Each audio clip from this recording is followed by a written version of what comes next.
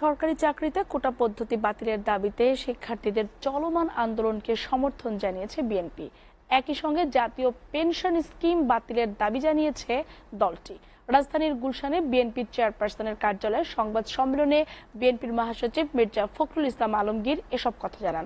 তিনি বলেন, প্রকৃত মুক্তিযোদ্ধা ও শারীরিক প্রতিবন্ধী এর বাইরে ব্যতিক্রম হিসেবে কিছু সংরক্ষণ ব্যবস্থা রাখা যেতে পারে, কিন্তু 56% কোটা ব্যবস্থা বেহাল রেখে মেধাবীদের বিশ্ব ব্যবস্থায় জাতি হিসেবে টিকে থাকা অসম্ভব। ছাত্রদের দাবি মেনে নেওয়ার আহ্বান জানান তিনি। এই সময় যুক্তরাজ্য ও ইরানের নবনির্বাচিত সরকার প্রধানদের শুভেচ্ছা জানান বিএনপির মহাসচিব। বর্তমানে অবৈধ অনির্বাচিত কর্তৃত্ববাদী সরকার বিচার বিভাগকে ব্যবহার করে, অর্থাৎ আদালতের ঘাড়ে বন্দুক রেখে জনগণের ন্যায্য দাবি সমূহ দমিয়ে রাখার ভিন্ন পুরনো কৌশলী তারা ছাত্র সমাজের ন্যায্য আন্দোলনকে দমানোর অপচেষ্টায় লিপ্ত রয়েছে। একবিংশ শতাব্দীর এই সময় এসে প্রযুক্তি ও জ্ঞানভিত্তিক বৈশ্বিক ব্যবস্থায় টিকে থাকতে হলে মেধাভিত্তিক রাষ্ট্র ব্যবস্থা প্রতিষ্ঠার কোনো বিকল্প নেই।